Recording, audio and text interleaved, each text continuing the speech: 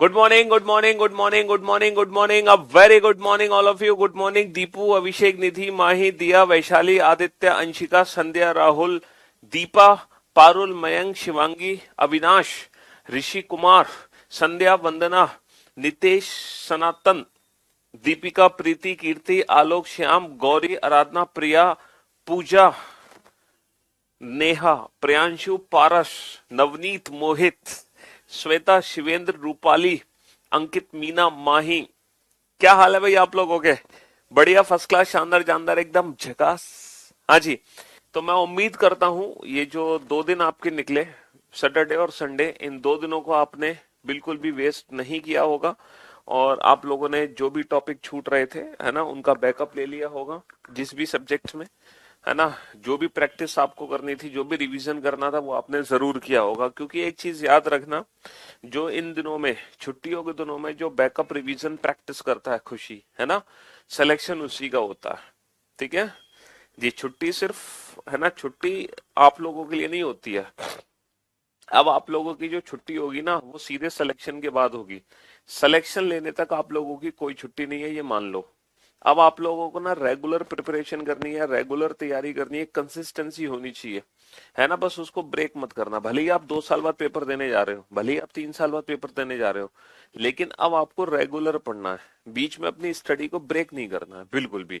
ऐसे नहीं कि 6 महीने तैयारी करके बैठ गए और फिर इंतजार कर रहे हैं पेपर जब होगा उससे 2 महीने पहले शुरू कर देंगे तैयारी करना ना। ये गलती बिल्कुल मत करना। क्योंकि अगर ये गलती करोगे तो पूरे ये 6 महीने की मेहनत बेकार हो जाएगी आपकी। समझ रहे हो मेरी बात? तो अब आपको रेगुलर पढ़ना है टिल एग्जाम। भले ही आपका एग्जाम 1 महीने बाद है, चाहे 10 साल बाद हो, ठीक है, उससे फर्क नहीं पड़ता। लेकिन अब जब तक एग्जाम नहीं हो जाता तब तक आप रेगुलर पढ़ते रहेंगे। चाहे 1 घंटे पढ़ो, चाहे 2 घंटे पढ़ो, चाहे 3 घंटे पढ़ो, इससे फर्क नहीं पड़ता। बट रेगुलर कंसिस्टेंसी होना बहुत जरूरी है। और फाइनली डाइस चैप्टर कंप्लीट हो चुका है ना। डाइस यानी कि पासा, उस चैप्टर की, है ना, संपूर्ण सेवा समाप्त हो चुकी है। दुनिया का कोई भी क्वेश्चन आप रिलेटेड टू डाइस बना सकते हैं, जो मर्जी वो क्वेश्चन बना सकते हैं, कोई भी क्वेश्चन आ जाए। हमने लगभग क्लास में 70 या 80 क्वेश्चन सॉल्व किए हैं डाइस के।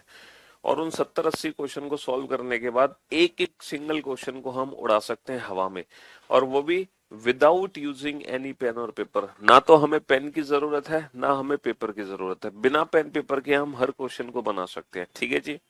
आज जो हम टॉपिक शुरू करने जा रहे हैं, है ना, ये डाइस का नेक्स्ट लेवल है। ये जो टॉपिक है ये डाइस का नेक्स्ट लेवल है।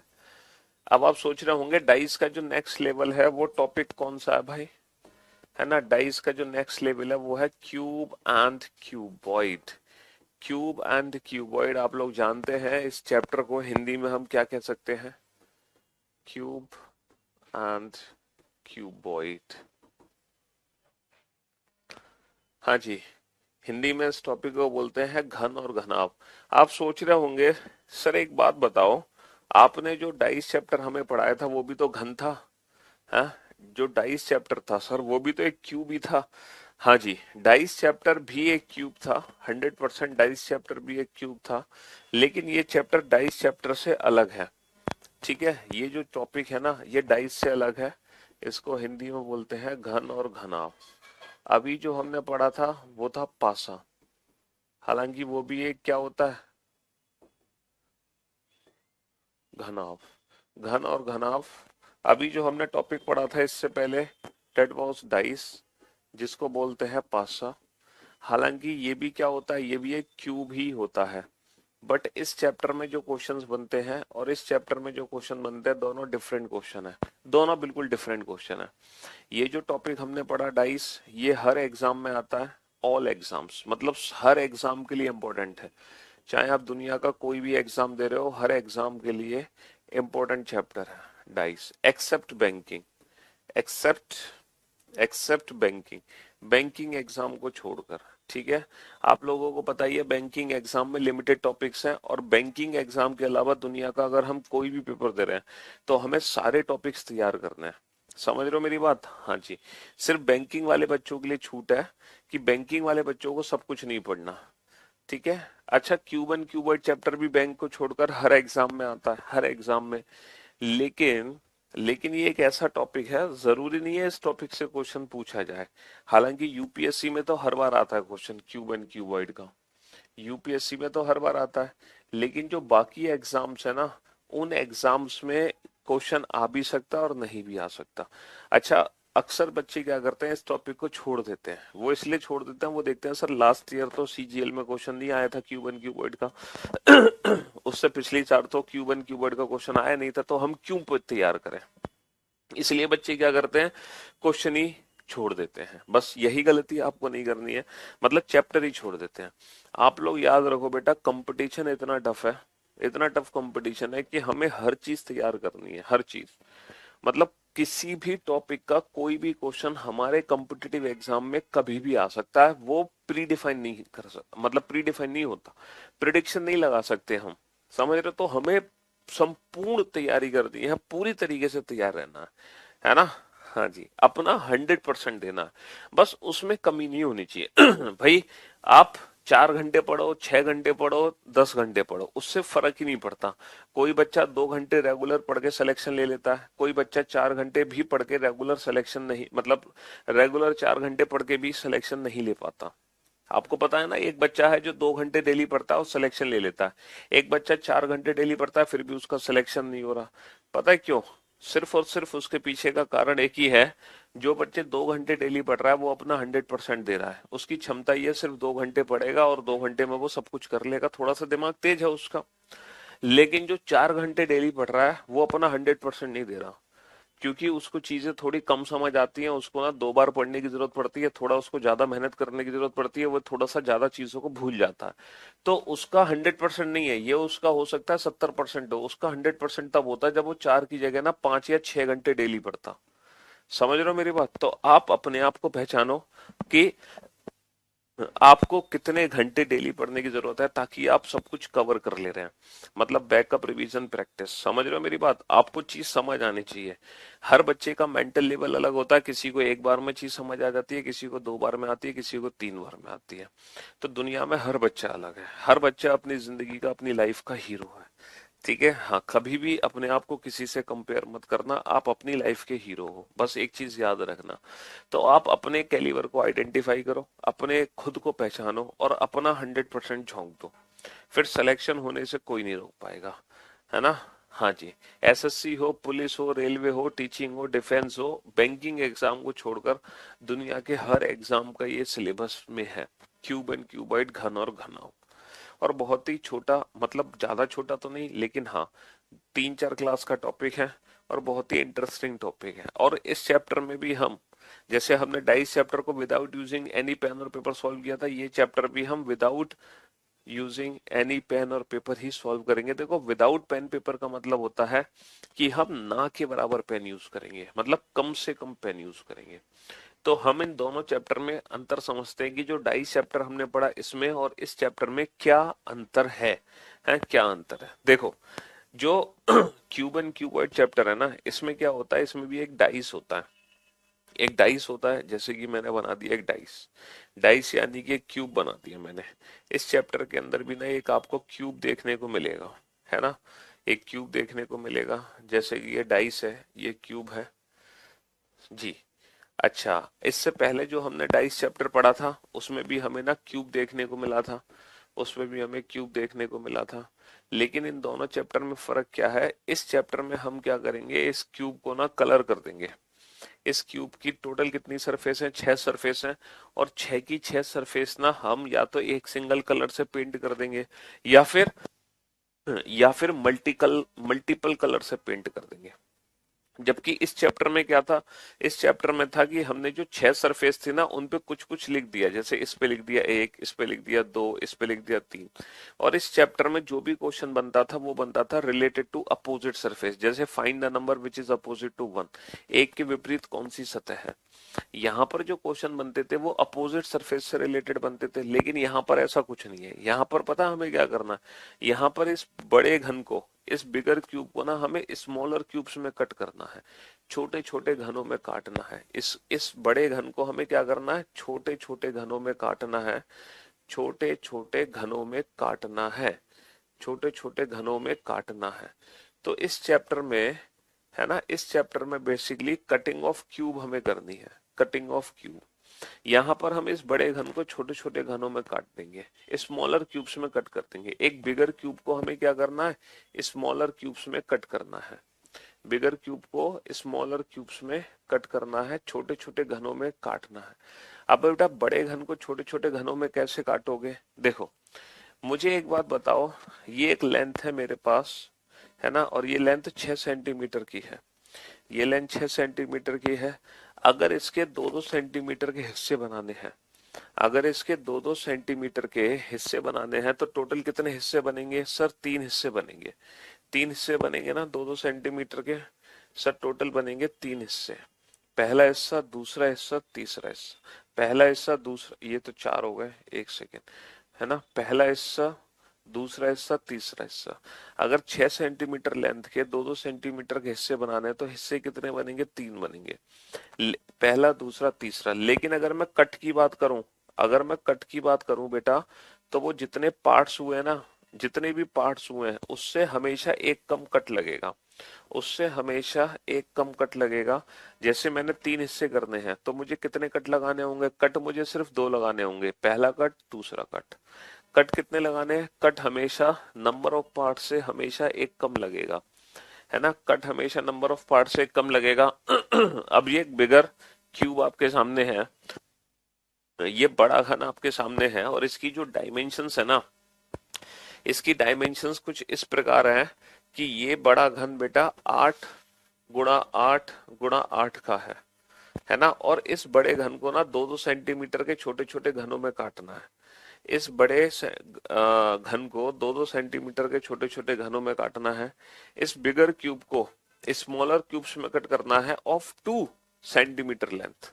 अब बताओ कैसे कट करोगे बेटा, ये 8 सेंटीमीटर है, ये भी 8 सेंटीमीटर है, ये भी 8 सेंटीमीटर है।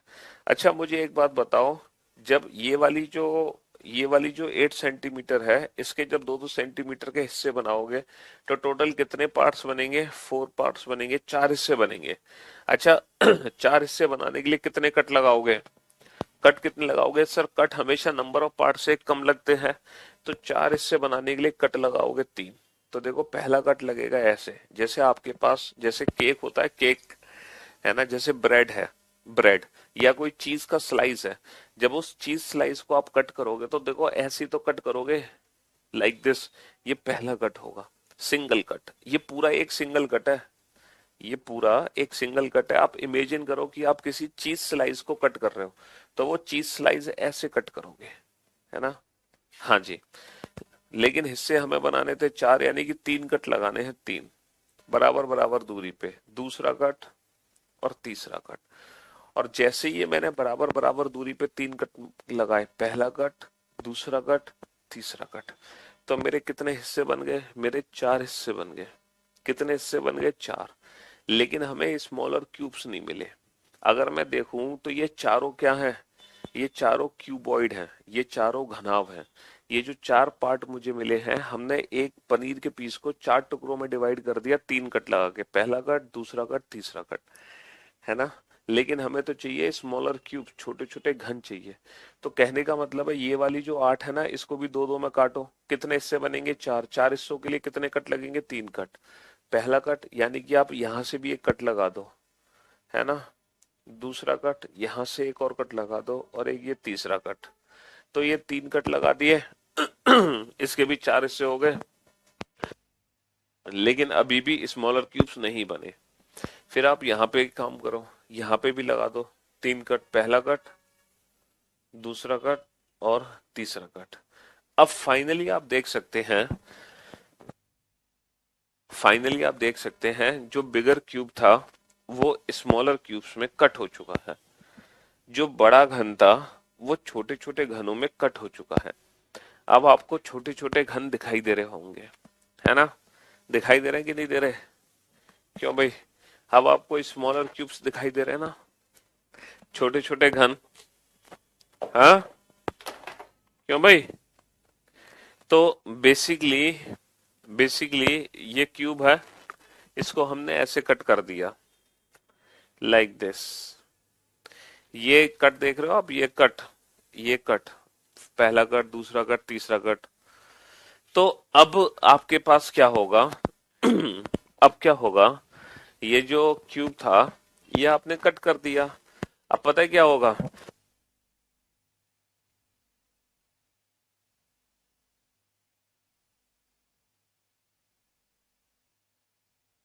अब ना छोटे छोटे घन मिलेंगे। अब आपको ना स्मॉलर क्यूब्स मिल जाएंगे, जैसे कि आप देख पा रहे होंगे। देखो, हमेशा दो से ही डिवाइड करते हैं बेटा, ऐसा क्यों होगा? हमेशा दो से डिवाइड करेंगे, वो तो डिपेंड करेगा ना कि स्मॉलर क्यूब की लेंथ क्या है, स्मॉलर क्यूब की डायमेंशन क्या है। यहाँ पे जो स्मॉलर क्यूब की डायमेंशन है ना, यहाँ पे ये जो डायमेंशन है स्मॉलर क्यूब की, बाबू ये जो डायमेंशन है ना स्मॉलर क्यूब की, ये वाली जो डायमेंशन है, ये वाली जो डायमेंशन है ना, ये दो है। ठीक है, ये वाली जो डायमेंशन है वो दो है, ये वाली डायमेंशन दो है। तो ये दो है डायमेंशन स्मॉलर क्यूब की, इसीलिए हमने दो दो में कट किया। मान लो स्मॉलर क्यूब की डायमेंशन होती 3 इंटू 3 इंटू 3, तो हम 3 3 सेंटीमीटर में कट करते। लेकिन फिर ना ये जो क्यूब होता उसकी डायमेंशन अलग होती, क्योंकि ये कंप्लीट डिवीजन होना चाहिए। समझ रहे हो?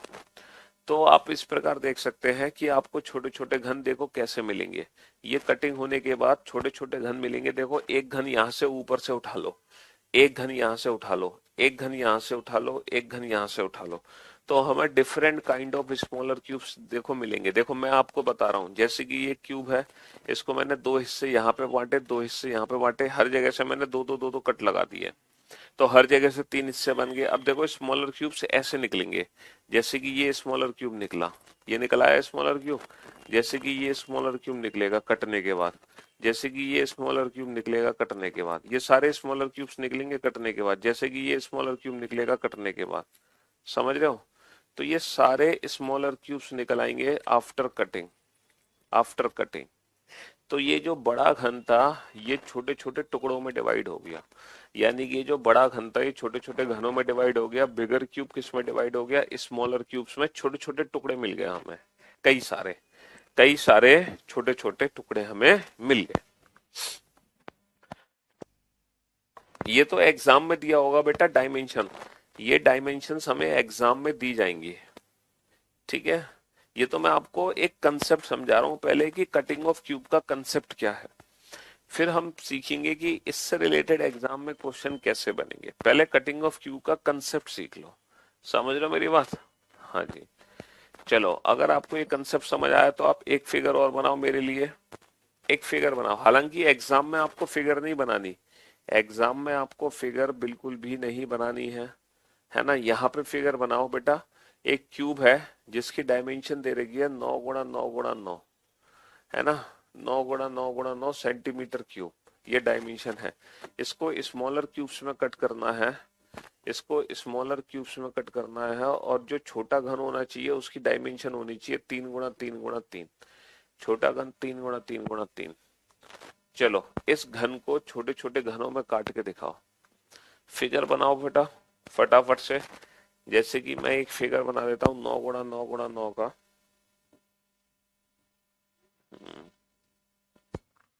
हाँ जी,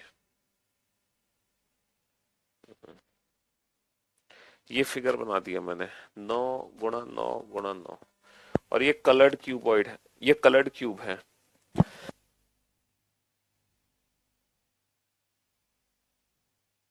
ये एक कलर्ड क्यूब है, इसकी हर सरफेस ग्रीन कलर से पेंट है, इसकी हर सरफेस ग्रीन कलर से पेंट है। You are so sweet, I take classes from VOD section, your method of teaching is so cool, thanks for your contribution in my life. हाँ जी, ये 9 into 9 into 9 का एक क्यूब है, इसको 3 3 centimetre के छोटे छोटे घनों में काटना है। बेटा 9 गुणा 9 गुणा 9 को, 9 गुणा 9 गुणा 9 को 3 3 सेंटीमीटर के छोटे छोटे घनों में काटना है, तो कितने कट लगेंगे? मतलब कितने हिस्से बनेंगे? तीन। कितने हिस्से बनेंगे? तीन। कितने हिस्से बनेंगे? तीन। और आप जानते हैं, अगर तीन पार्ट में डिवाइड हो रही है ना, अगर तीन हिस्से बनना है तो कितने कट लगेंगे तीन हिस्से के लिए? तीन हिस्से के लिए कितने कट लगेंगे, तीन हिस्से के लिए कितने कट लगेंगे? सर तीन हिस्से के लिए कितने कट लगेंगे, तीन हिस्से के लिए तीन हिस्से बनेंगे तो दो कट लगेंगे सिर्फ। एक तो लगेगा पहला कट और एक लगेगा दूसरा कट, सिर्फ दो कट लगेंगे, तीन हिस्से बन गए, है ना। सिर्फ दो कट लगेंगे और मेरे तीन हिस्से बन जाएंगे, समझ रहे हो? सिर्फ दो कट लगेंगे और तीन हिस्से बन जाएंगे, लाइक दिस, बन गया। अब हमें छोटे छोटे घन मिल चुके हैं, अब हमें स्मॉलर क्यूब्स मिल चुके हैं, लाइक दिस, ये सब स्मॉलर क्यूब्स हमें मिल गए। अच्छा, कुल कितने स्मॉलर क्यूब होंगे, कुल कितने स्मॉलर क्यूब हैं यहाँ पे काउंट कर सकते हो आप? अच्छा ये बताओ ऊपर वाली सरफेस पे कितने हैं, बस ये फिगर आपके सामने है। हाँ वीओडी से कर सकते हैं आप कोर्स, ये वाली फिगर आपके सामने है। ये जो ऊपर वाली सरफेस है यहाँ पर कितने स्मॉलर क्यूब है? सर एक दो तीन चार पाँच छः सात आठ नौ, ऊपर वाली सरफेस पे नौ स्मॉलर क्यूब है। ये जो सरफेस है ना, यहाँ पे तीन सरफेस है, एक सरफेस, दो सरफेस, है ना, और ये तीसरी सरफेस। तो जो ऊपर वाली सरफेस है ना, इस पे नौ स्मॉलर क्यूब है। ऊपर पे कितने हैं? नौ है, देखो, एक दो तीन चार पाँच, एक दो तीन चार पाँच छः सात आठ नौ, नौ यहाँ और नौ, नौ उससे नीचे वाली सरफेस में है और नौ सबसे नीचे है। तो टोटल कितने हो गए? टोटल हो गए हमारे पास नौ तिया 27, है ना। आठ क्यों हुआ? कौन सा आठ क्यों हुआ भाई? किस आठ की बात कर रहे हो तुम? है आठ कहाँ पर है? ये तो डायमेंशन एग्जाम में दे रखी है आठ, है, पता नहीं क्या बात कर रहे हो। अब एग्जाम में जो क्वेश्चन आता है ना, ये जो 27 छोटे छोटे घन बने हैं, इन 27 छोटे छोटे घनों से रिलेटेड एग्जाम में क्वेश्चन आता है। पता है क्या क्वेश्चन आता है? इसमें आता है क्वेश्चन, ऐसे कितने स्मॉलर क्यूब होंगे, ऐसे कितने छोटे छोटे घन बनेंगे जिनकी सिर्फ तीन सतरंगी होंगी, ऐसे कितने छोटे छोटे घन बनेंगे जिनकी सिर्फ दो सतरंगी होंगी, ऐसे कितने छोटे छोटे घन बनेंगे जिनकी केवल एक सतरंगी होगी, क्योंकि ये सॉलिड क्यूब है, ठोस घन। तो जब ये वाला क्यूब बाहर निकलेगा तो क्या इसकी छह की छह सरफेस पेंट होंगी? ये बताओ। जब ये कॉर्नर क्यूब बाहर निकलेगा तो क्या इसकी छह की छह सरफेस पेंट होंगी? ये बताओ। सर जब ये कॉर्नर क्यूब बाहर निकलेगा तो इसकी छह की छह सरफेस पेंट नहीं होंगी, बताओ। जब ये कोने से निकलेगा घन, जब ये कोने से घन निकलेगा तो इसकी कितनी सरफेस पेंट होंगी? ये बताओ, हैं? कितनी सरफेस पेंट होंगी जब ये वाला घन बाहर निकलेगा? सर जब ये वाला घन बाहर निकलेगा तो इसकी तीन सरफेस पेंट होंगी, है ना। अच्छा, जब ये वाला घन बाहर निकलेगा तो इसकी कितनी सरफेस पेंट होंगी? सर जब ये वाला घन बाहर निकलेगा तो इसकी सिर्फ दो ही सरफेस पेंट होंगी। और जब ये वाला घन बाहर निकलेगा तो इसकी कितनी सरफेस पेंट होंगी? यहां से जब बाहर निकालूंगा मैं तो सर सिर्फ एक ही सरफेस पेंट होगी, सिर्फ एक ही सरफेस पेंट होगी। एक काम करो, है ना, एक काम करो, अब आप हर स्मॉलर क्यूब पे ना नंबर लिख दो कि किस स्मॉलर क्यूब की कितनी सरफेस पेंट होनी है, जल्दी से। हर स्मॉलर क्यूब पे नंबर लिख दो किस स्मॉलर क्यूब की कितनी सरफेस पेंट होनी है। जैसे इसकी कितनी होंगी? इसकी दो सरफेस पेंट होंगी। इस ये जब बाहर निकलेगा तो एक कॉर्नर क्यूब है, इसकी तीन सरफेस पेंट होंगी, इसकी दो तीन दो तीन दो तीन दो तीन दो तीन दो, इसकी एक सरफेस पेंट होगी, इसकी दो होंगी, इसकी एक होगी। तो ये जो नंबरिंग हमने लिखी है, क्या सही नंबरिंग लिखी है? हाँ, क्या यहाँ पर इसी प्रकार के छोटे छोटे घन मिलेंगे? कुछ तीन सतरंगी घन मिलेंगे, कुछ दो सतरंगी घन मिलेंगे, हैं? क्या सही लिखा है हमने? और एक काम करो, इससे पहले जो फिगर बनाया था ना, इस फिगर में भी फटाफट से हर स्मॉलर क्यूब को उसके नंबर से प्रेजेंट कर लो कि किस स्मॉलर क्यूब की तीन सरफेस पेंट है, किसकी दो, किसकी एक, जल्दी से।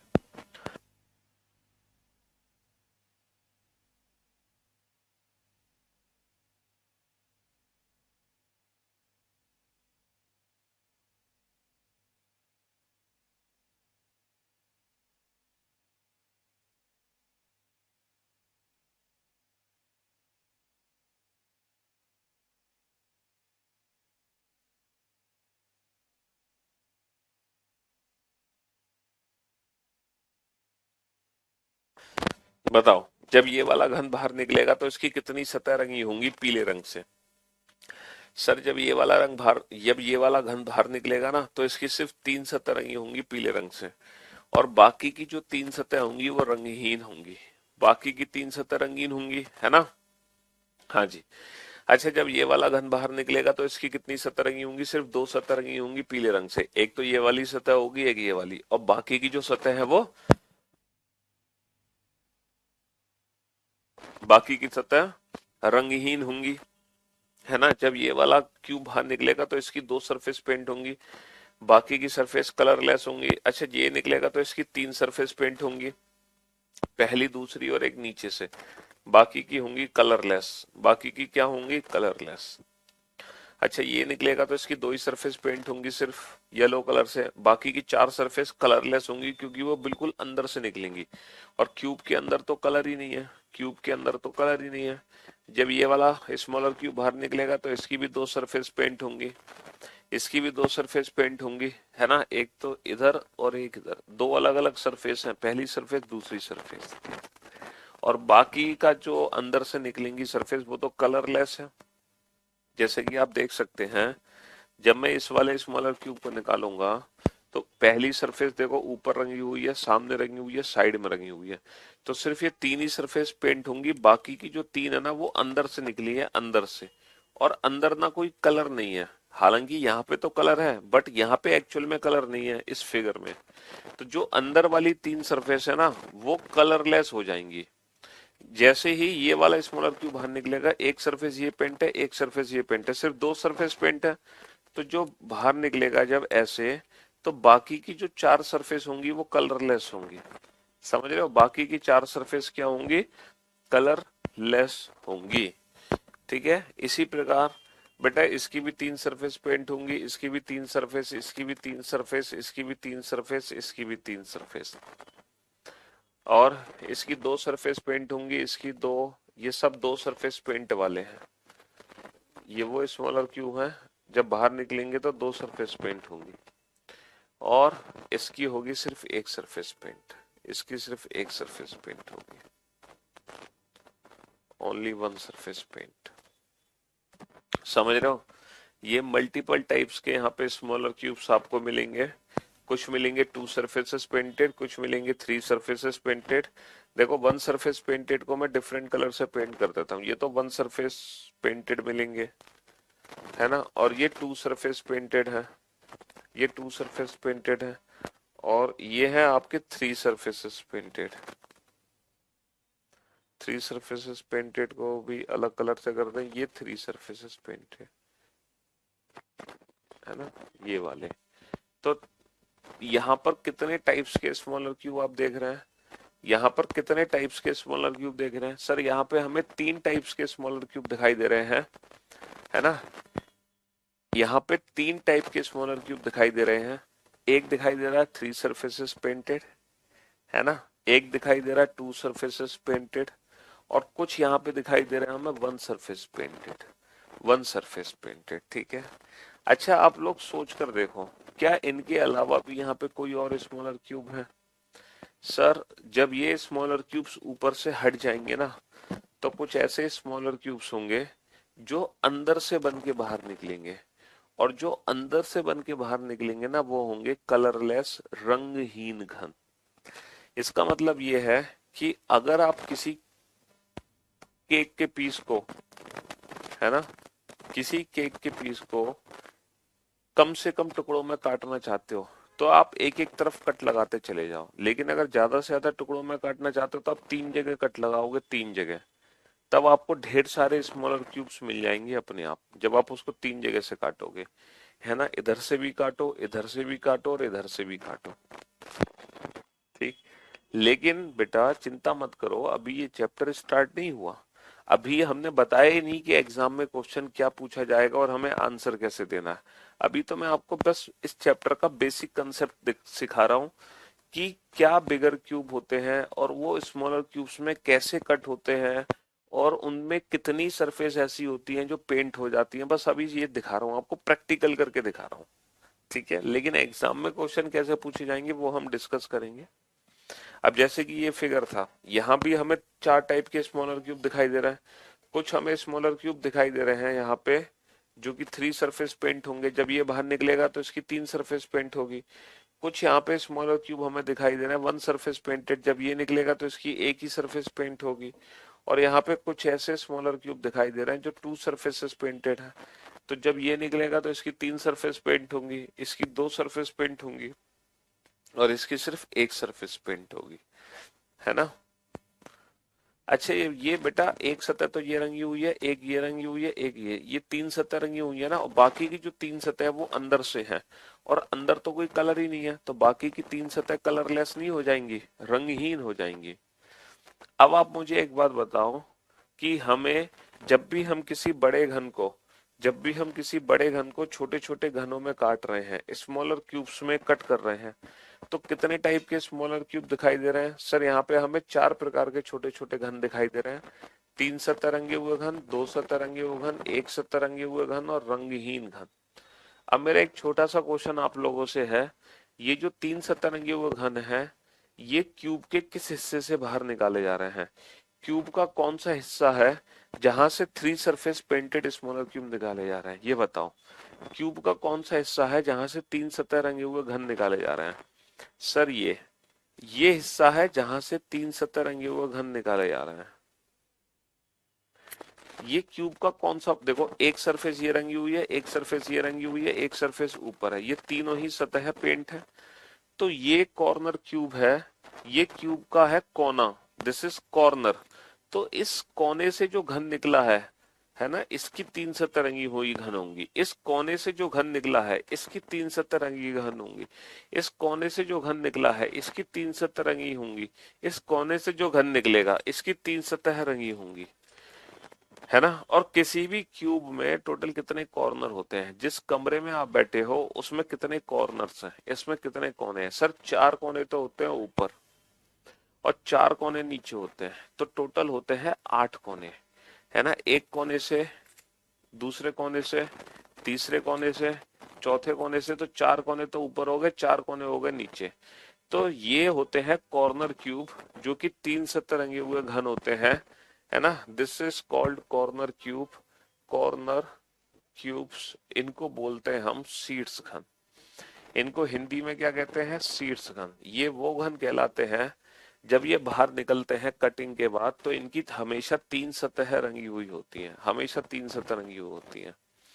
अच्छा ये बताओ, ये जो 2 सतरंगी हुए घन है, ये घन के किस हिस्से से बाहर निकले हैं?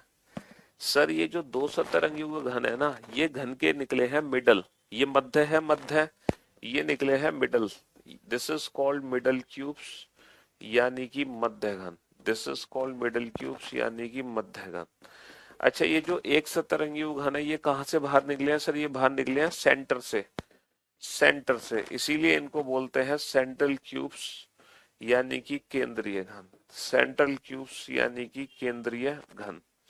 और जो एक सतरंगी घन है बेटा, जब ये छोटे छोटे घन ऊपर से हट जाएंगे ना, तो कुछ ऐसे घन होंगे जो बाय डिफॉल्ट अंदर से बन के बाहर निकलेंगे, और जो अंदर से बाहर निकलेंगे उनको बोलते हैं हम इनर सेंट्रल क्यूब।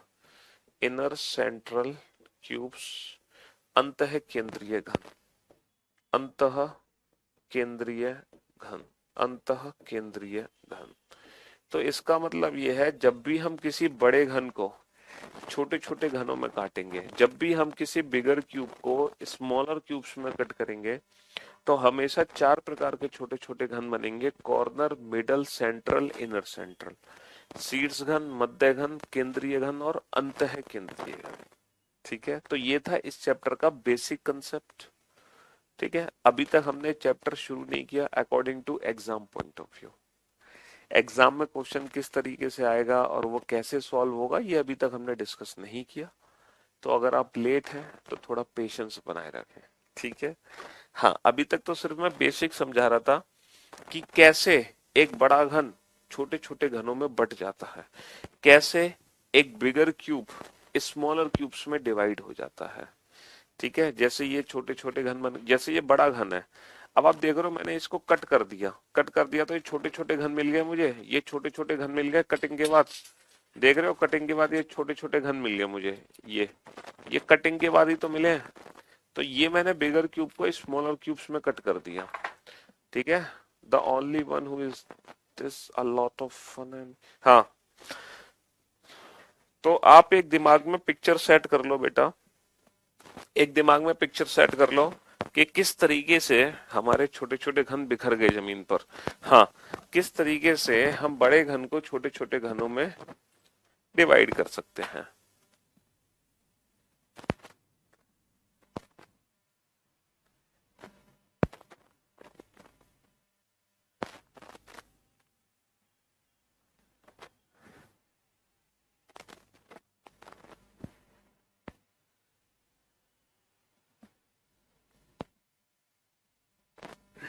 चलिए साहब, तो अब आप लिखो, अब आप लिखो, अब आप, अभी तक आपने कुछ भी लिखा है नहीं लिखा उससे फर्क नहीं पड़ता, ठीक है। अब आप लिखो बेटा, types of smaller cubes, types of smaller cubes, heading डालो types of smaller cubes, types of smaller cubes, छोटे घनों के प्रकार,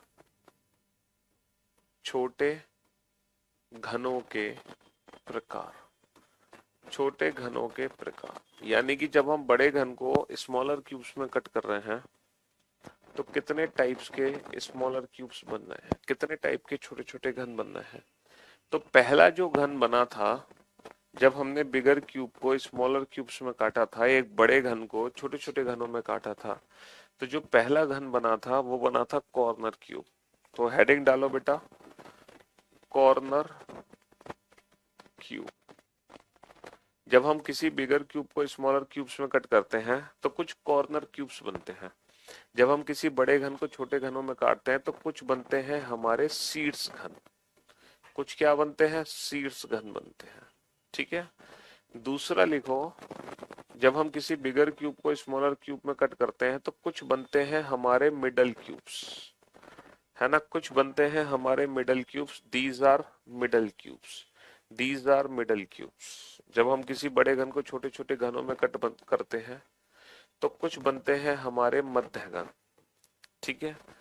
जब हम किसी बिगर क्यूब को स्मॉलर क्यूब्स में कट करते हैं तो कुछ बनते हैं हमारे सेंट्रल क्यूब्स। जब हम किसी बड़े घन को छोटे छोटे घनों में काटते हैं तो कुछ बनते हैं हमारे केंद्रीय घन, कुछ बनते हैं हमारे केंद्रीय घन। These are central cube, these are central cube, these are central cube, जो केंद्र से निकल रहे हैं बाहर। जब हम किसी बिगर क्यूब को स्मॉलर क्यूब्स में कट करते हैं तो कुछ बनते हैं हमारे inner central cubes, inner central cubes. जब हम किसी बड़े घन को छोटे छोटे घनों में काटते हैं तो कुछ बनते हैं हमारे अंतः केंद्रीय घन, अंतः केंद्रीय घन, ठीक है। देखो छोटे छोटे घन ऊपर से हट जाएंगे तो कुछ ऐसे होंगे जो बिल्कुल अंदर से बन के बाहर निकलेंगे, है ना, ये स्मॉलर क्यूब्स ऊपर से हट जाएंगे। जब आप किसी केक को इस तरह से काटोगे ना तो छोटे छोटे टुकड़े बिखर जाएंगे, तो कुछ ऐसे होंगे जो बिल्कुल अंदर से बाहर निकलेंगे, और जो अंदर से बाहर निकलेंगे वही कहलाते हैं इनर सेंट्रल क्यूब, अंतः केंद्रीय घन। तो जब भी हम किसी बिगर क्यूब को स्मॉलर क्यूब्स में कट करते हैं, जब भी हम किसी बड़े घन को छोटे छोटे घनों में काटते हैं, तो ये 4 प्रकार के छोटे छोटे घन बनते हैं, और इसी से रिलेटेड हमारे एग्जाम में क्वेश्चन आता है। बस हमसे यही पूछा जाता है एग्जाम में, कितने ये हैं, कितने ये हैं, कितने ये हैं और कितने ये हैं, बस और कुछ नहीं पूछते हमसे। यही पूछेंगे कि कितने कितने कितने बने। अच्छा, एक और क्वेश्चन हमसे पूछ लेते हैं कि कुल छोटे छोटे घन कितने बन गए, कुल कुल घनों की संख्या कितनी है। क्या आप मुझे काउंट करके बता सकते हो कुल घनों की संख्या यहाँ पे कितनी है, यहाँ पे कितनी थी कुल घनों की संख्या। सर 1 2 3, 3 घन तो ये रहे, 4 5 6 7 8 9। तो बेटा पहली जो सरफेस थी, जो पहली सरफेस थी ये वाली, इस पे 9 थे, है ना, 9 यहाँ थे, 9 इससे नीचे, 9 इससे नीचे, 9 थी 27, तो टोटल यहाँ पर है। क्या आप मुझे यहाँ पे टोटल काउंट करके बता सकते हो यहाँ पे टोटल कितने स्मॉलर क्यूब हैं, अगर हम फिगर देख के काउंट कर रहे हैं तो। देखो यहाँ पे कितनी सरफेस है, यहाँ पे एक तो सरफेस ये वाली है, बोर्ड पे ध्यान से देखना, एक सरफेस तो यहाँ पे ये वाली है, एक ऊपर वाली, ये ऊपर वाला माला है, सबसे ऊपर वाला माला, उससे नीचे वाला माला ये है, उससे नीचे वाला माला ये है, दूसरा माला, उससे नीचे वाला माला ये है, उससे नीचे वाला माला ये है, और सबसे नीचे वाला माला ये है। तो यहाँ पे कितने माले हैं, यहाँ पे कितने फ्लोर हैं, 4। यहाँ पे 4 मंजिला इमारत है, पहली मंजिल, दूसरी मंजिल, तीसरी मंजिल, चौथी मंजिल। हर मंजिल पे कितने ब्लॉक हैं ये बताओ। इस मंजिल पे, पहली मंजिल पे, मतलब ये जो मंजिल है, सबसे ऊपर वाली जो मंजिल है, इस मंजिल पे कितने ब्लॉक हैं, इस मंजिल पे कितने घन है ये बताओ। सर इस मंजिल पे पहला घन, दूसरा घन, तीसरा घन, चौथा घन, और 4 इसके पीछे 8, 4 इसके पीछे 12, 4 इसके पीछे 16। तो जो सबसे चौथी मंजिल है, जो टॉप माला है ना, है ना, जो सबसे टॉप माला है उसमें कितने घन है, 16। तो 16 सबसे टॉप माले में है और हर माले में 16 ही है, बराबर है। टोटल 4 माले हैं, 16 चौक 64। तो यहाँ पे कुल घनों की संख्या कितनी निकल कर आ रही है, 64। यहाँ पे कुल घनों की संख्या कितनी निकल कर आ रही है, 27, है ना। तो एग्जाम में ये भी पूछते हैं कि कुल कितने छोटे छोटे घन बने, लेकिन कुल घनों की संख्या वैसा तो नहीं है कि हम एग्जाम में फिगर बनाएंगे उसके बाद काउंट करेंगे ना, फिगर बना के काउंट नहीं करना। कुल घनों की काउंट, संख्या काउंट करने के एक छोटा सा फॉर्मूला है, पता है क्या है। जैसे यहाँ पर एक भुजा के कितने हिस्से बने थे, एक भुजा के 4 हिस्से बने थे, 4, यानी कि कितने हिस्सों में डिवाइड हुआ था, कितने पार्ट्स में डिवाइड हुआ था, 4। तो बेटा 4 हिस्से यहाँ बने, 4 हिस्से यहाँ बने, 4 हिस्से यहाँ बने, बस इसी का क्यूब कर दो, 4 का क्यूब 64। यहाँ पर एक भुजा के कितने हिस्से बने थे, 3, है ना, 3 हिस्से यहाँ बने थे, 3 हिस्से यहाँ बने थे, 3 यहाँ बने थे, 3 यहाँ बने थे, बस इसी का क्यूब कर दो, 3 का क्यूब 27। इसका मतलब ये है total number of smaller cube हमेशा निकलते हैं n क्यूब से। Total number of smaller cube हमेशा कैसे निकलते हैं, n क्यूब से निकलते हैं, n क्यूब से। कुल घनों की संख्या हमेशा क्या होगी, n क्यूब। n क्या है, नंबर ऑफ पार्ट्स, यानी कि बड़े घन की भुजा डिवाइडेड बाई छोटे घन की भुजा। जैसे कि मैं आपसे कहूं, कि एक 8 सेंटीमीटर के घन को, 8 सेंटीमीटर के घन को, है ना, 2 सेंटीमीटर के घनों में काटा गया, तो कुल घनों की संख्या बताओ, कुल घनों की संख्या। जैसे कि मैं आपसे कहूं 10 सेंटीमीटर के घन को, 10 सेंटीमीटर के घन को 2 सेंटीमीटर के छोटे छोटे घनों में काटा गया, तब कुल घनों की संख्या कितनी बनेगी। जैसे कि मैं आपसे कहूं 12 सेंटीमीटर के घन को, 12 सेंटीमीटर के घन को 3 सेंटीमीटर के छोटे छोटे घनों में काटा गया, तो कुल घनों की संख्या कितनी बनेगी, कुल घनों की संख्या कितनी बनेगी। जैसे कि मैं आपसे कहूं 15 सेंटीमीटर के घन को, 15 सेंटीमीटर के घन को 3 सेंटीमीटर के छोटे छोटे घनों में काटा गया, तो कुल घनों की संख्या कितनी बनेगी। विदाउट यूजिंग एनी पेन और पेपर आप अपने क्वेश्चन का आंसर दे सकते हैं, ना तो आपको पेन की जरूरत है ना पेपर की जरूरत है। आपको पता है कि अगर मैं 8 सेंटीमीटर लेंथ के क्यूब को 2 सेंटीमीटर लेंथ में डिवाइड करूंगा तो n की वैल्यू क्या होगी, 8/2 दैट इज 4। तो हमारा आंसर आ जाएगा 4 का क्यूब 64। यहाँ पर n की वैल्यू क्या होगी, बेटा 10 को 2-2 सेंटीमीटर काटोगे तो n की वैल्यू 5 होगी। कुल घनों की संख्या n क्यूब दैट इज 5 का क्यूब, यानी कि 125। ठीक है जी, हाँ जी। और यहाँ पर n की वैल्यू क्या होगी, 12 को 3-3 में काटोगे तो n की वैल्यू 4 होगी। तो टोटल घनों की संख्या n क्यूब दैट इज 4 का क्यूब, यानी कि 64। और यहाँ पर n की वैल्यू क्या होगी, 15 को 3 में काटोगे तो n की वैल्यू 5 होगी। कुल घनों की संख्या n क्यूब दैट इज 5 का क्यूब, यानी कि 125। तो मैं उम्मीद करता हूं कि कुल घनों की संख्या निकालना आपके बाएं हाथ का खेल है। विदाउट यूजिंग एनी पेन और पेपर आप बता सकते हैं कि जब भी हम किसी बड़े घन को छोटे छोटे घनों में काटने जा रहे होंगे तो वहां पे कुल छोटे छोटे घन कितने बनने वाले हैं। कोई तकलीफ इसको, जैसे मैं आपसे कहूं बेटा एक 18 सेंटीमीटर का घन है मेरे पास, और उसको तो मैं ना 2-2 सेंटीमीटर के छोटे छोटे टुकड़ों में काटना है, बराबर टुकड़ों में 2-2 सेंटीमीटर के छोटे छोटे घन बनाने हैं बराबर। 18 सेंटीमीटर घन को 2-2 सेंटीमीटर के छोटे छोटे घनों में काटना है, तो कुल घनों की संख्या कितनी बन जाएगी। मैक्सिमम पार्ट्स होते हैं ये घन, जब हम बनाते हैं ना तो ये मैक्सिमम टुकड़े होते हैं। तो 18 को 2 में काटोगे तो 18/2 9, n की वैल्यू 9, 9 का क्यूब कितना हो गया 729। तो कुल घनों की संख्या कितनी हो जाएगी 729।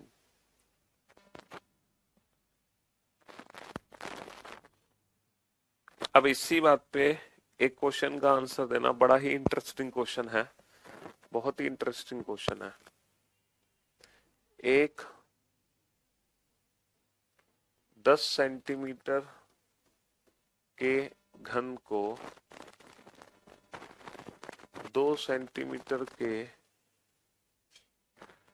नहीं, एक 10 सेंटीमीटर, एक 10 सेंटीमीटर के घन को, एक 10 सेंटीमीटर के घन को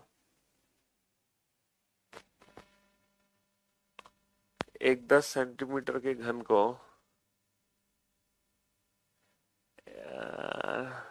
नहीं नहीं नहीं नहीं नहीं नहीं नहीं, नहीं।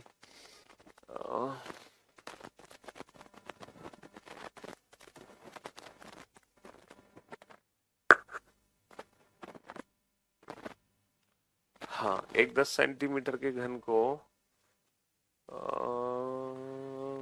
तो 12 बार काटा जाता है। एक 10 सेंटीमीटर के घन को 12 बार काटा जाता है, तब तब ज्यादा से ज्यादा कितने टुकड़े होंगे? जब ज्यादा से ज्यादा कितने टुकड़े बनेंगे?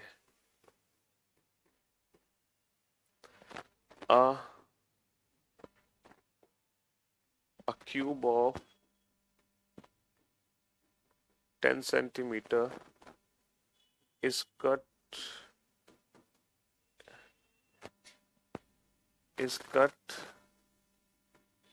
12 times. Then how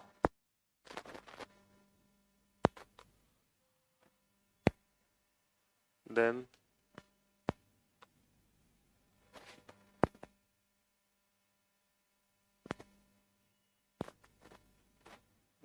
what is the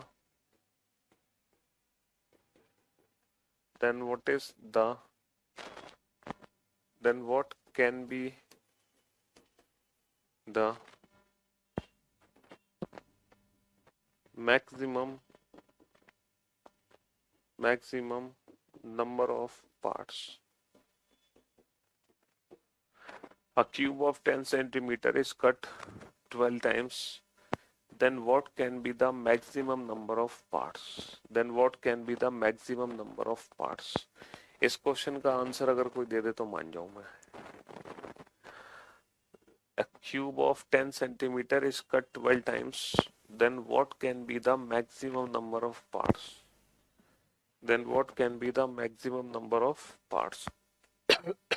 एक घन को, है ना, एक 10 सेंटीमीटर के घन को 12 बार काटा जाता है।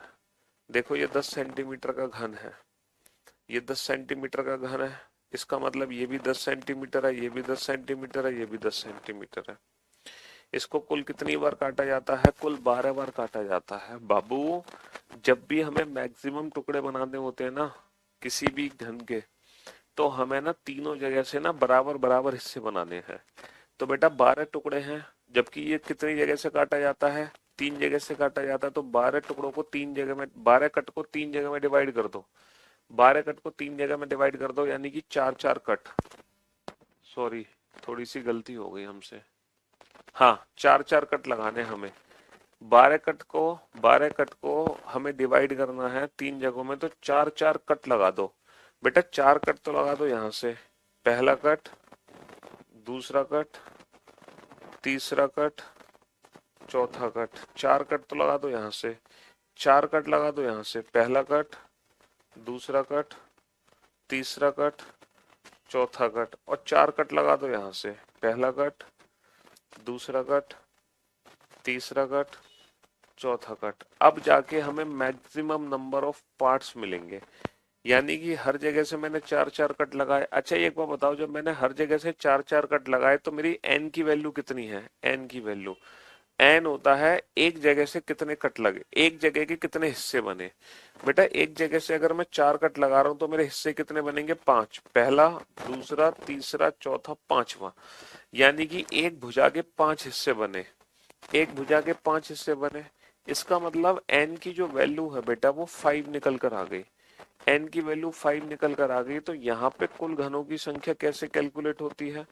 कुल घनों की संख्या होगी n क्यूब और 5 का क्यूब यानी कि 125।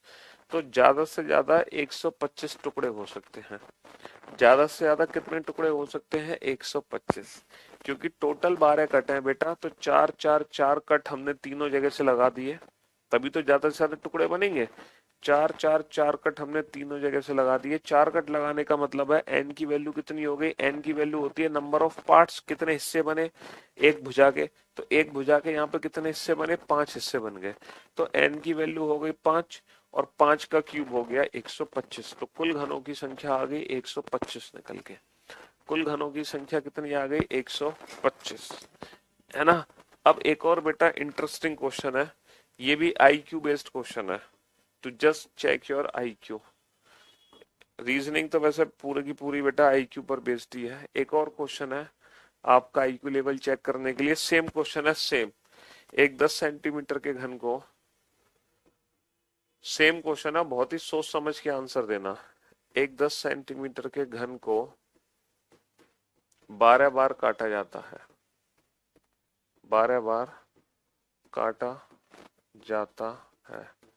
एक 10 सेंटीमीटर के घन को 12 बार काटा जाता है, 12 बार काटा जाता है, तब कम से कम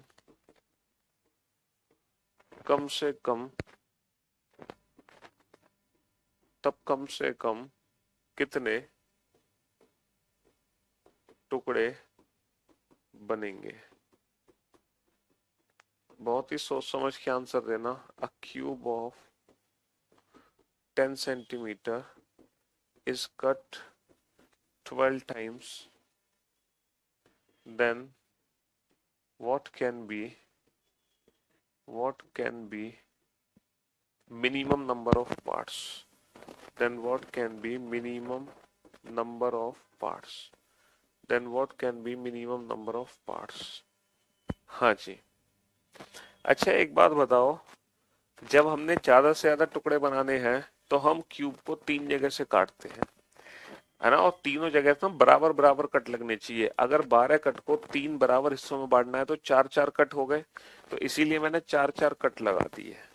भाई अगर 12 कट को 3 बराबर के हिस्सों में काटना है तो 4 4 कट ही तो बटेंगे, तो इसीलिए तीनों जगह से 4 4 कट लगा दिए।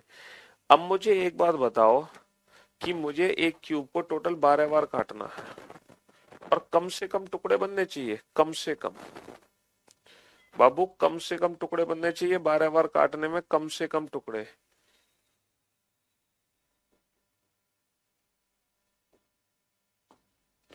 बारह बार काटने में कम से कम टुकड़े बनने चाहिए। तो फॉर योर काइंड इंफॉर्मेशन, जब हम कम से कम टुकड़े बनाते हैं ना तो हम उसको 3 जगह से नहीं काटते।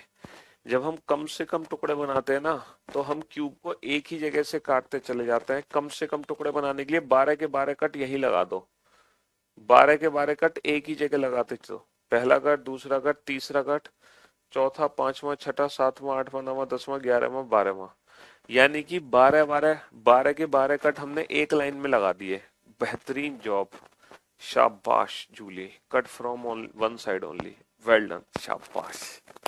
बहुत सारे बच्चों ने एकदम परफेक्ट आंसर दे दिया। यानी कि कम से कम टुकड़े बनाने के लिए, कम से कम टुकड़े बनाने के लिए हम किसी भी क्यूब को सिंगल साइड ही कट करते हैं। जैसे एक ब्रेड का पीस है, एक बड़ी वो है आइसक्रीम, आप वनीला आइसक्रीम लेके आए मार्केट से और उस आइसक्रीम को एक जगह से काटते चले जाते हैं।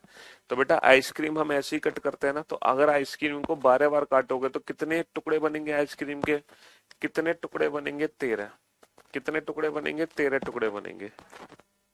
अगर आइसक्रीम को तुम 12 बार काट दोगे तो 13 टुकड़े बनेंगे। तो जब हमें कम से कम टुकड़े बनाने होते हैं तो हम किसी भी क्यूब को, किसी भी ब्लॉक को, किसी भी पार्ट को एक ही जगह से कट करते चले जाते हैं, cut cut cut cut cut cut, तो कम से कम टुकड़े बनते हैं। लेकिन अगर हमें ज्यादा से ज्यादा टुकड़े बनाने होते हैं तो हम किसी भी ब्लॉक को ना 3 जगह से काटते हैं और तीनों जगह से ना बराबर बराबर कटिंग होनी चाहिए, तब बनते हैं ज्यादा से ज्यादा पार्ट। तो मैक्सिमम पार्ट्स के लिए cut from 3 sides and minimum parts के लिए कट फ्रॉम ओनली 1 साइड। समझे बाबू?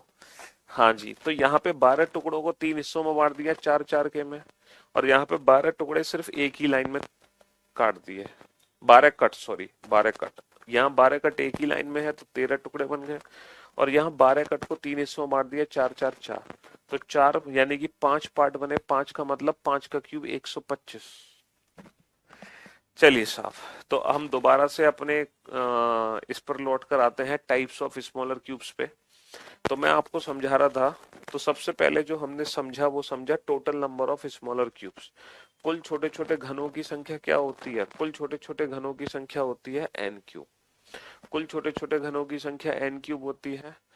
और एक बच्चे ने कहा सर लेकिन ये तो छोटे छोटे घनाभ हैं, क्यूबॉइड हैं। तो बाबू मैंने यहाँ पे कब लिखा है कि मिनिमम नंबर ऑफ पार्ट्स लिखा है, मैंने ये थोड़ी लिखा है कि मिनिमम नंबर ऑफ क्यूब्स बनने चाहिए। मैंने पार्ट्स लिखा, पार्ट्स। मैंने कहा कि कम से कम कितने टुकड़े बनेंगे, टुकड़े। मैंने ये थोड़ी बोला है कि कम से कम कितने घन बनेंगे। मैंने यहाँ पे घन नहीं लिखा, मैंने लिखा है कि टुकड़े कितने बनेंगे। अब वो टुकड़े चाहे घन के हो चाहे घनाभ के हो, उससे क्या फर्क पड़ता है? क्वेश्चन की लैंग्वेज नहीं समझ पाए आप? यहाँ पे छोटे छोटे टुकड़ों की बात हो रही थी, ना कि छोटे छोटे घनों की। हाँ, अगर बोला जाए ना कितने छोटे छोटे घन बनेंगे, तो घन का मतलब यही होता है ज्यादा से ज्यादा टुकड़े। अगर हम बोलते हैं ना कितने ज्यादा से ज्यादा कितने टुकड़े बनेंगे, तो इसका मतलब ही होता है कि कितने घन बनेंगे, तब कितने घन बनेंगे। घन का मतलब होता है कि वो मैक्सिमम नंबर ऑफ पार्ट्स की हम बात कर रहे हैं। ठीक है, हाँ जी। चलिए, तो हम अपने क्वेश्चन पर लौट कर आते हैं। तो मैंने आपसे कहा कि यहाँ पे कुछ बनते हैं कॉर्नर क्यूब्स। अच्छा, कॉर्नर क्यूब्स की वैल्यू कितनी होगी? कॉर्नर क्यूब्स वो क्यूब्स होते हैं जिनकी 3 सतरंगी होती हैं। और हमेशा कितने कॉर्नर क्यूब होंगे? जब भी हम किसी घन को ध्यान से देखते हैं तो एक कोने से एक घन निकलता है कॉर्नर क्यूब। और जिस कमरे में हम बैठे हैं उस कमरे में कितने कोने हैं? इस कमरे में 8 कोने हैं। 4 कोने तो ऊपर है और 4 कोने नीचे हैं। एक कोने से एक निकलेगा, तो बाबू 8 कोने से कितने निकलेंगे? 8 कोने से 8 निकलेंगे। तो 3 सतरंगे हुए घनों की संख्या हमेशा फिक्स होती है, इनकी वैल्यू हमेशा 8 होती है। 3 सतरंगे हुए घनों की संख्या हमेशा कितनी होगी? 8 होगी, है ना? हाँ जी। अच्छा, ये बताओ मिडल क्यूब्स की वैल्यू कैसे निकालोगे? मिडल क्यूब्स जो कि 2 सतरंगियों का घन है, सेंट्रल क्यूब जो कि 1 सतरंगियों का घन है, और इनर सेंट्रल क्यूब जो कि रंगहीन घन है। तो इनकी वैल्यूज कैसे निकालोगे? सर जाहिर सी बात है, इनकी जो वैल्यूज है, मिडल क्यूब्स की जो वैल्यूज है, सेंट्रल क्यूब्स की जो वैल्यूज है, ये नंबर ऑफ पार्ट्स पे डिपेंड कर रही है कि कितने हिस्से हम बना रहे हैं। जैसे फॉर एन एग्जांपल मैं आपको समझाता हूँ एक छोटे से एग्जांपल से। मैं एक क्यूब की सिंगल सरफेस ले रहा हूँ, सिंगल सरफेस। ये एक सिंगल सरफेस है जो कि येलो कलर से पेंट है, और 2 कट लगाए मैंने सामने से, 2 कट लगा दिए हर तरफ से, हर तरफ से 2 कट लगा दिए। बेसिकली मैंने पूरा फिगर ना बना के, ये पूरा फिगर ना बना के, अरे ये रहा, ये वाला पूरा फिगर ना बना के इसकी सामने वाली सरफेस उठा ली मैंने, सामने वाली सरफेस, सिंगल सरफेस ले ली मैंने, है ना? ये सिंगल सरफेस मैंने ले ली और इसके 3 हिस्से बना दिए। यहाँ पे एन की वैल्यू कितनी है? 3 है। अच्छा जी, मैंने एक सिंगल सरफेस ली है और मैंने इस बार 3 कट लगाए। पहला कट, दूसरा कट, तीसरा कट, पहला कट, दूसरा कट और तीसरा कट। इस बार मैंने क्या किया? इस बार मैंने 3 कट लगाए। तो 3 कट लगाए तो एन की वैल्यू कितनी हो गई? 1 2 3 4। ठीक है, मैं आपको मिडिल क्यूब का फॉर्मूला कैसे बनेगा, सेंट्रल क्यूब का फॉर्मूला कैसे बनेगा वो सिखा रहा हूँ। यहाँ पे 2 कट है, यहाँ पे 3 कट है और यहाँ पे मैं लगा रहा हूँ 4 कट। पहला कट, दूसरा कट, तीसरा कट, चौथा कट। पहला कट, दूसरा कट, तीसरा कट, चौथा कट। बहुत बढ़िया, शाबाश।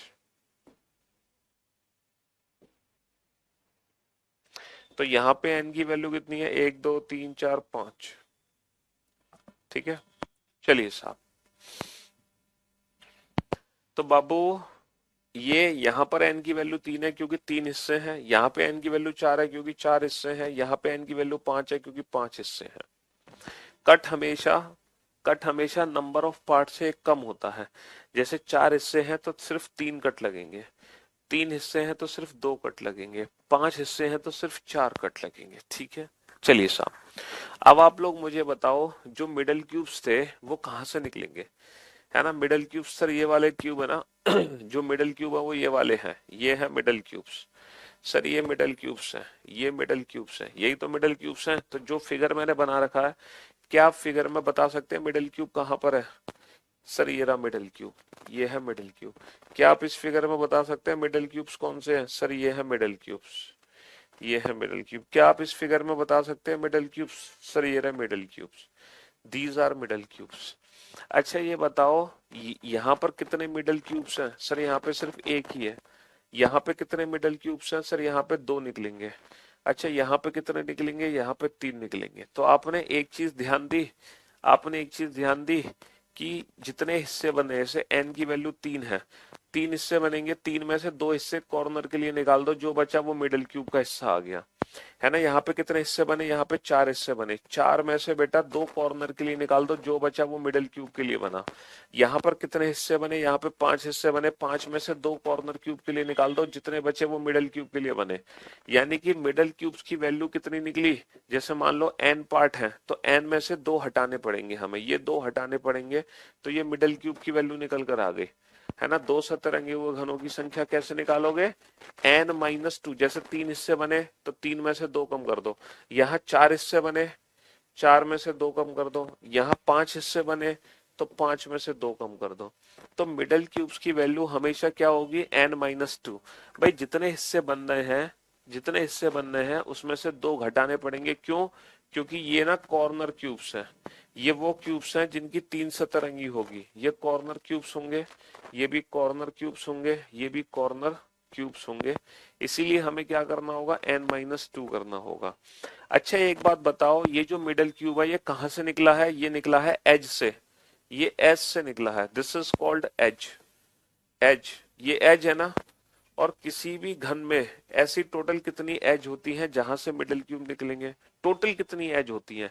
एक सिंगल एज से मिडल क्यूब की जो वैल्यू है वो n-2 है। और ऐसी टोटल कितनी एज होती है, टोटल कितनी एज होती है किसी भी क्यूब को बनाने के लिए। देखो मैं आपको बताता हूं, पहली, दूसरी, तीसरी, चौथी, पांचवी, सॉरी 3D फिगर बनाता हूं, 3D फिगर, तब आप अच्छे से समझोगे, ऐसे नहीं समझोगे। ये है 3D फिगर। अब आप इस फिगर को ध्यान से देखो। जैसे आप बेटा किसी कमरे में बैठे हो, तो जो जमीन है, जमीन उसके 4 एज हैं, 4 भुजाएं हैं जमीन की, पहली भुजा, दूसरी भुजा, तीसरी भुजा, चौथी भुजा। यानी कि जो जमीन है उसकी 4 भुजाएं हैं। अच्छा जो छत है उसकी भी 4 भुजाएं हैं, पहली भुजा, दूसरी भुजा, छत की भी 4 भुजाएं, पहली दूसरी, पहली दूसरी तीसरी चौथी। तो बेटा 4 तो हो गई जमीन की, 4 हो गई छत की, और जमीन और छत को जोड़ने वाले 4 पिलर हैं। जमीन और जो छत को जोड़ने वाले 4 पिलर हैं, 4 पिलर जो जमीन और छत को जोड़ रहे हैं। पहला पिलर, दूसरा पिलर, तीसरा पिलर, चौथा पिलर। तो जिस कमरे में आप बैठे हो उसकी 12 भुजाएं हैं, जिस कमरे में आप बैठे हो उस घन की 12 भुजाएं हैं टोटल। एज कितनी है, 12 एज है। 4 हो गई ऊपर, 4 हो गई नीचे, और ऊपर नीचे को जोड़ने वाले 4 हो गए पिलर।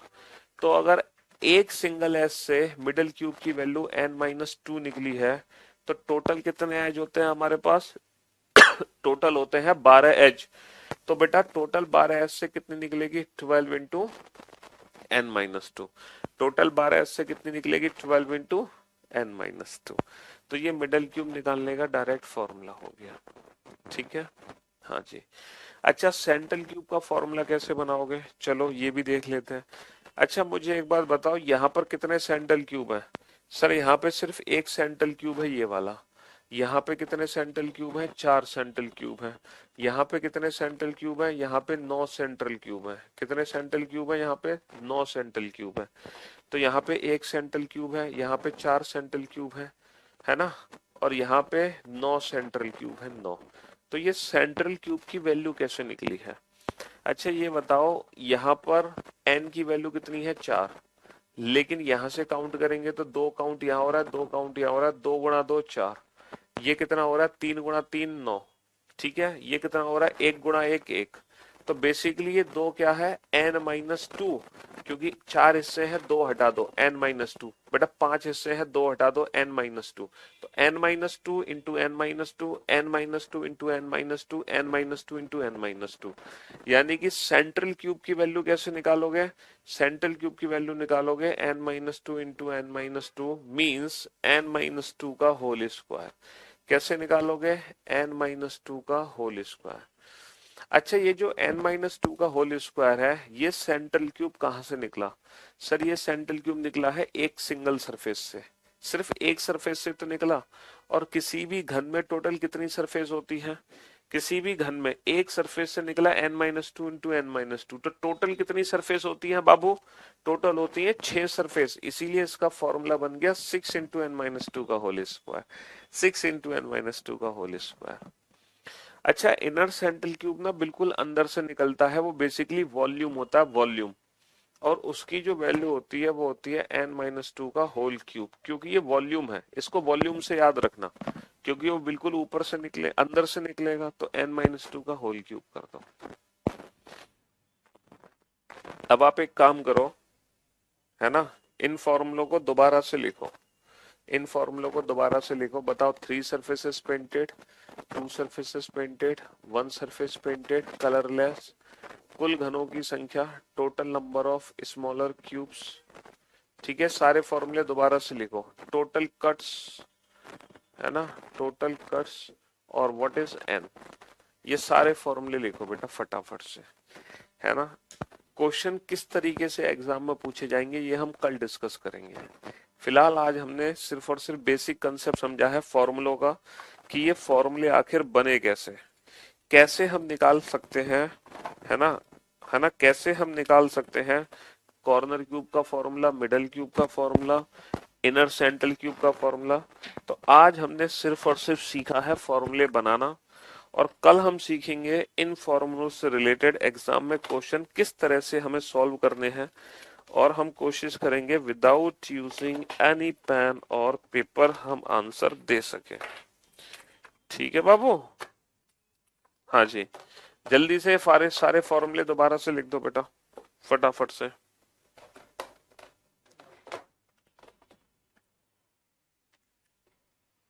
जल्दी से लिख दो फॉर्मूले सारे।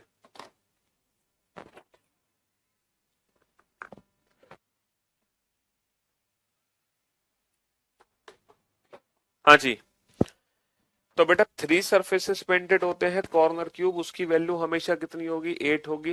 ये मिडल क्यूब्स होते हैं जो एस से निकलते हैं, इनको एच क्यूब भी बोलते हैं, और 12 टोटल एज होते हैं, और एक एस से निकलता है n-2। ये सेंट्रल क्यूब होते हैं जो कि सरफेस से निकलते हैं, टोटल 6 सरफेस होती है, और एक सरफेस से निकलते हैं n-2 का होल स्क्वायर। और ये वॉल्यूम होता है जो बिल्कुल अंदर से निकाला जा रहा है वॉल्यूम, तो n-2 का होल क्यूब। और ये टोटल वॉल्यूम हो गया, टोटल वॉल्यूम हो गया हमारा n क्यूब, है ना। हाँ जी, टोटल वॉल्यूम हो गया हमारा n क्यूब। अच्छा, टोटल कट्स की वैल्यू कैसे निकाली आपने? कुल कट, बेटा एक जगह से n हिस्से बने, तो एक जगह से कितने कट लगेंगे? n-1। कितने कट लगेंगे? n-1। जैसे कि यहाँ पे 4 हिस्से बने, तो कितने कट लगे? कट लगे सिर्फ 3, पहला कट, दूसरा कट, तीसरा कट। और ये जो कट है, ये जो कट हमने लगाए हैं, ये कितनी तरफ से लगते हैं?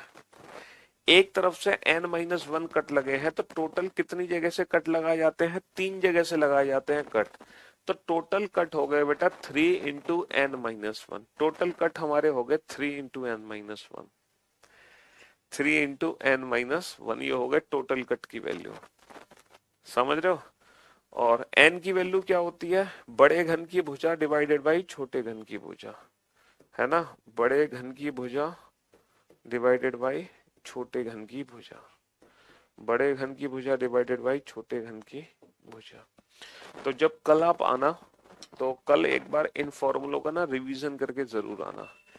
ठीक है, कल इन फॉर्मूलों का एक बार रिवीजन करके जरूर आना। एक क्वेश्चन मैंने कराया था, कुल 12 कट थे, तो बेटा 12 कट, तो टोटल कट होते हैं 3 इंटू n-1, इसकी वैल्यू 12 दे रखी है, तो n-1 की वैल्यू 4, n की वैल्यू 5, तो कुल घनों की संख्या हो गई n का क्यूब, डेट इज 5 का क्यूब, 125 था वो क्वेश्चन। एक क्वेश्चन था ना, एक एक घन को 12, एक घन को 12 बार काटा जाता है, तो बनने वाले ज्यादा से ज्यादा टुकड़े कितने होंगे? तो ज्यादा से ज्यादा टुकड़े 125 हो सकते हैं, और कम से कम टुकड़े कितने होंगे? कम से कम होंगे 13, जब हम एक सीधी लाइन में काट देंगे। ठीक है, हाँ जी। तो कल एक बार इन फॉर्मूलों का रिवीजन करके आना, बाकी एग्जाम में क्वेश्चन किस तरह से आते हैं वो हम कल डिस्कस करेंगे। ठीक है बाबू, चलिए, शुक्रिया, thank you so much, thanks a lot, good bye, love you all, take care, धन्यवाद।